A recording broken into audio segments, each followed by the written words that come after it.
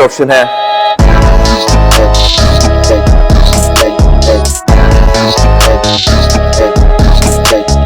और यह है Toyota Corolla Altis 1.8X ग्रैंडी 2026 model. और जितना लंबा इस गाड़ी का नाम है इतने ही लंबे अरसे से ये गाड़ी पाकिस्तान में आ भी रही है। यस, ये गाड़ी 26 मॉडल है और 2026 में भी इसकी शेप चेंज नहीं की गई। अभी तक वही गाड़ी आ रही है जो कि 2014 में आई थी, जबकि सिविक में इसी एरा में 2 जनरेशन आगे खत्म भी हो गई। जब ये गाड़ी पाकिस्तान में लॉन्च की गई थी ये वाली शेप, तो पाकिस्तान में रिबर्स आ रही थी सिविक की 9th जनरेशन। फिर इसके बाद 10th जनरेशन भी आई, वो भी आगे खत्म हो गई। 11th जनरेशन आई और अब उसका फेसलिफ्ट आने वाला है, लेकिन ये गाड़ी अभी तक वही चलती आ रही है। इसकी लुक्स को बार-बार रिफाइन किया गया और रिफाइनमेंट्स मेरे ख्याल से नोटिसेबल हैं। जहां तक बात है इंप्रूवमेंट्स की, तो इस गाड़ी का जो बम्पर है ये 2021 में चेंज कर दिया गया था और ये एक्स वाला बम्पर है। इसमें एक्सटेंशंस भी कंपनी सही आ गई थी। और जहां तक बात है हेडलाइट्स की, तो ये 22 mm प्रोजेक्शन लेंथ के साथ हैं और ये 2017 में आई थी। इसके पहले फेसलिफ्ट में इनमें डीआरएल भी दे दी गई थी। फॉग लैंप भी एक गाड़ी एलईडी में ऑफर करती है। बम्पर्स का लुक्स के लिहाज से आज की मोस्टली डिटेल्स जैसा कर दिया गया था। और जहां तक बात है फीचर्स की, तो फ्रंट पे फ्रंट कैमरा आता है, बट दैट्स इट। ना ये गाड़ी पार्किंग सेंसर्स ऑफर करती है ना रडार। इस कैटेगरी में एलेंट्रा पार्किंग सेंसर ऑफर करती है, जबकि सिविक में इसी कैटेगरी में रडार आता है। ये गाड़ी फीचर्स के लिहाज से दोनों से थोड़ी पीछे रह गई है। एक और चीज जो इस गाड़ी को थोड़ा पुराना बनाती है वो है इस गाड़ी का क्रोम। ग्रैंडे में ये क्रोम की फिल्स थोड़ी एक्स्ट्रा आती है, लेकिन क्रोम 2015-16 में तरह इन था। अब के टाइम पे अगर आप कोई भी गाड़ी देखें, सिविक देखें, एलेंट्रा देखें या टोयोटा की गाड़ियां देख लें, रिवो देख लें, फॉर्च्यूनर देख लें, सब में क्रोम खत्म कर दिया गया है। या तो ट्रिम्स ग्रे होती हैं या प्रॉपर मैट सिल्वर होती हैं या फिर शैडो क्रोम में होती हैं। बट इसमें चीज तवा क्रोम है, ये वाली चीज जो कि 2014-15-16 में तरह इन थी। सिविक एक्स में काफी इन था, लेकिन नई सिविक में क्रोम ना होने के बराबर है। तो इस गाड़ी में एक और चीज भी इंटरेस्टिंग है, वो ये है रेन सेंसिंग का सेंसर। ये गाड़ी बारिश को सेंस करके वाइपर्स को ऑटोमेटिकली ऑन और ऑफ करती है और ये चीज अभी नहीं आई, 2014 से ये गाड़ी ऑफर कर रही है। ये मेरे ख्याल से एक अच्छी चीज है। तो इसके अलावा ये गाड़ी सनरूफ भी ऑफर करती है, ग्रैंडे में ऑफर करती है, लेकिन इसमें एक और वर्जन भी आया था स्पेशल एडिशन वाला 1.6 में, वो भी गाड़ी सनरूफ ऑफर करती थी। बट ये गाड़ी टॉप ऑफ द लाइन है। बाकी जहां तक बात है फीचर्स की, तो इसमें साइड मिरर ऑटो रिट्रैक्टेबल है। लॉक अनलॉक करने के साथ साथ ये फोल्ड अनफोल्ड तो होंगे, लेकिन इनमें एक और फीचर इंटरेस्टिंग आता है, वो ये है कि आप जैसे ही गाड़ी में बैठ के रिवर्स लगाएंगे तो इसका मिरर एडजस्ट करेगा आपकी सेटिंग के हिसाब से। ये फीचर यूजुअली आपको लैंड क्रूजर में देखने को मिलता था, बट टोयोटा ने इसमें भी दे दिया है। सिविक वगैरह में ये फीचर नहीं आता।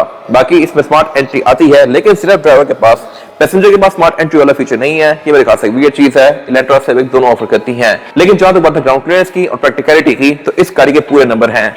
सिविक पाकिस्तान में बहुत ज्यादा नीचे लगती है, बैक पे अगर आप 2 बंदे बिठा दें तो वो हर ब्रेकर को रगड़ती हुई जाती है, लेकिन इसके केस में बेशक आप पीछे 4 लोग भी बिठा दें तो गाड़ी नीचे नहीं लगती।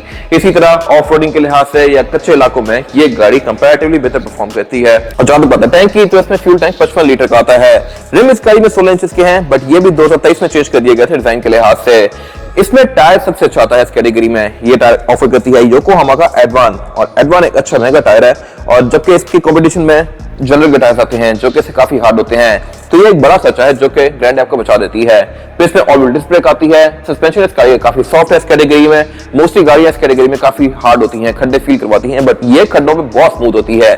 फिर इसमें चाक में एंटीना नहीं आता, जो कि इस एरा में तो इतना इन नहीं था, लेकिन अब इन हो गया है। मोस्टली गाड़ियों को देखने को मिलेगा, बट इसमें नहीं है। और जहां तक बात है रेयर एंड की, तो इसके फेसलिफ्ट में इसकी टेल लाइट्स को भी चेंज कर दिया गया था। इनमें भी क्रोम तारा दे दिया गया था। अगेन ये चीज आउटडेट हो चुकी है। जो ये सेंटर वाली फिल है, इसमें पहले क्रोम बहुत ज्यादा आता था प्री फेसलिफ्ट कार में, इसको पतला करके कम कर दिया गया, बट अगेन लाइट्स में ज्यादा कंटिन्यू कर दिया गया। और प्री फेसलिफ्ट वाली लाइट्स में ये वाला एरिया ब्लैक होता था, क्योंकि इंटरनेशनली इस गाड़ी में यहाँ पर रेयर फॉग आती है, तो पाकिस्तान में वो लाइट ऑफ कर दी गई, लेकिन उसके अंदर बल्ब नहीं दिया गया। ये मेरे ख्याल से वियर्ड चीज थी जो कि फेसलिफ्ट में खत्म कर दी गई। बाकी ट्रंक के बारे में भी इसकी एक इंटरेस्टिंग फैक्ट है, वो ये है कि इसकी ट्रंक यारिस से छोटी है। यारिस की ट्रंक कैपेसिटी 500 लीटर है, इसकी 475, और इसकी वजह यह है कि इसकी ट्रंक उतनी डीप नहीं है। यारिस की ट्रंक ज्यादा डीप होती है, बट ये गाड़ी उस एरा में से है जब गाड़ियां स्पेयर टायर ऑफर करती थी। इसमें प्रॉपर यहाँ पे फुल साइज स्पेयर व्हील दिया गया है, और ये भी योकोहामा का है, और ये खासी बड़ी फिट चीज है।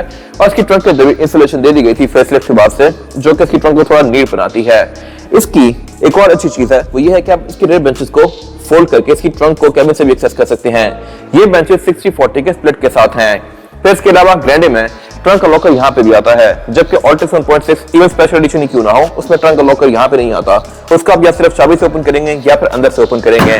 बाकी इसके फेसलिफ्ट में रेयर बम्पर को भी थोड़ा ज्यादा बोल्स्टर कर दिया गया था। इसमें भी ये ब्लैक वाला पार्ट ऐड कर दिया गया था, लेकिन ये जी प्लास्टिक है, जो एक कुछ टाइम बाद थोड़ा फेड हो जाता है और गाड़ी को पुरानी सी लुक देता है। इसको अगर आप ब्लस्टर वगैरह ये रिवर बॉल मारे रखें तो फिर ये नहीं रहेगा, वरना ये शायद 1 महीने बाद ही पुराना हो जाए। और जहां तक बात है इंटीरियर की, तो टॉप ऑफ द लाइन गाड़ी है और इसका ब्लैक रूम है। ब्लैक रूम वाली गाड़ी लेने के लिए आपको कुछ पैसे एक्स्ट्रा पे करने पड़ते हैं और ये चीज भी कुछ टाइम पहले ही आई है। जहां तक बात है ग्रैंडी की, तो इसमें सीट्स लेदर की आती हैं, ये है मैनुअली एडजस्टेबल, सेम लेदर इसका डोर्स में कंटिन्यू किया गया है और इसके अलावा डैशबोर्ड पे भी। बाकी जहां तक बात है फीचर्स की, तो ग्रैंडी में स्क्रीन 1.8 वाली गाड़ी में 1.6 से ज्यादा बड़ी आती है और ये फीचर्स के लिहाज से भी डिसेंट है। क्लाइमेट कंट्रोल भी गाड़ी ऑटोमेटिक ऑफर करती है और ये है सिंगल जोन। अब इस कैटेगरी की गाड़ियां mostly dual climate control offer कर रही हैं, यानी कि ड्राइवर के लिए अलग, पैसेंजर के लिए अलग। पावर आउटलेट्स यहाँ पे 2 अलग अलग दिए गए हैं और इसके अलावा यहाँ पे ये 12 वोल्ट का पावर आउटलेट भी आता है, जहाँ पर आप इसका सिग्नल लाइट भी लगा सकते हैं या फिर यहाँ से कोई फोन वगैरह भी चार्ज कर सकते हैं। तो ग्रैंडी के बारे में एक और मजे की ये है कि आप इस गाड़ी को मैनुअली भी ड्राइव कर सकते हैं। इसमें पैडल शिफ्टर्स आते हैं यहाँ पे, जिनसे आप इसको मैनुअली शिफ्ट कर सकते हैं और उसके अलावा डी में करके आप इसको मैनुअल में करके मैनुअली यहाँ से भी ड्राइव कर सकते हैं। तो इस गाड़ी में ड्राइव मोड भी आता है, स्पोर्ट मोड। अगर आप इसको स्पोर्ट में करेंगे तो ये स्पोर्ट में होगी, वरना इसको अगर आप ऑफ कर दें तो फिर इसका इको हो जाएगा। फिर एक यहाँ ब्लैंक स्विच है जो कि आप किसी एक्सेसरी वगैरह के लिए यूज कर सकते हैं। कप होल्डर्स यहाँ पे नॉर्मल 2 ही दिए गए हैं, सेंटर कंसोल के लिहाज से भी ये गाड़ी ठीक है। और इसके अलावा ये गाड़ी ट्रैक्शन कंट्रोल भी ऑफर करती है। ट्रैक्शन वाला फीचर भी सिर्फ ये 1.8 में आता है, 1.6 ऑफर नहीं करती। फिर ग्रैंडी में क्रोम थोड़ा ज्यादा आता है as compare to simple car. इसमें ये डोर हैंडल जो है ये क्रोम की फिनिश में है और इसके अलावा इसके डोर पैनल्स के ये वाले एरियाज भी ब्लैक कलर में हैं, जबकि 1.6 के ये बेज में आते हैं। और सिर्फ यही नहीं, इसका रूफ लाइनर भी है तो व्हाइट, लेकिन ये डिफरेंट व्हाइट है, ये बेज नहीं है, ये प्रॉपर व्हाइट है। बाकी जहां तक बात है यहाँ के फीचर्स की, तो इसमें सनरूफ आती है जिसको आप यहाँ से ऑपरेट कर सकते हैं। कैमरा लाइट्स दी गई हैं लेकिन ये व्हाइट ही हैं, बट कैमरा लाइट्स के बारे में एक और इंटरेस्टिंग चीज ये है कि इसमें 7 आती हैं। 2 यहाँ पे हैं, 2 यहाँ पे पैसेंजर्स के पास दी गई हैं वैनिटी मिरर के साथ, जिनको आप इस तरह से ऑन कर सकते हैं। फिर एक बैक पे है और 2 से बैक पे हैं, तो कलेक्टिवली इसमें 7 कैमरा लाइट्स दी गई हैं। ये भी मेरे ख्याल से मजे की चीज है। फिर ग्रैंडी में सनग्लास होल्डर आता है, 1.6 ये ऑफर नहीं करती। रियर मिरर इस गाड़ी के ऑटो डिमिंग फीचर के साथ है और जहां तक बात है स्टीयरिंग व्हील की, तो ये भी इसमें लेदर स्टेज्ड है। ग्रैंडी में सिर्फ ये आता है। फिर ये स्टीयरिंग है मल्टीमीडिया वाला, ये इसके पैडल शिफ्टर्स, ये गाड़ी क्रूज कंट्रोल भी ऑफर करती है, लेकिन ये एडाप्टिव नहीं है, मैनुअल ही है। बाकी इसका मीटर 2014 से अब तक ऑलमोस्ट सेम ही चलता आ रहा है। सेंटर में इस गाड़ी के एमआईडी दिया गया है जो कि आपको इस गाड़ी की स्टैट शो करवाएगा।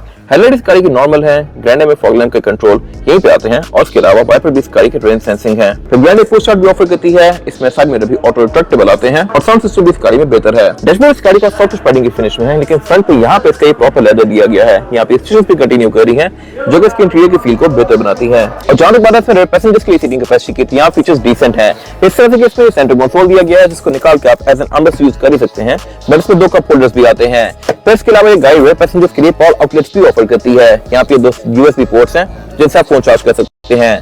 फ्लोर बेड भी ग्रैंडी में फ्लैट आता है, तो यहाँ पे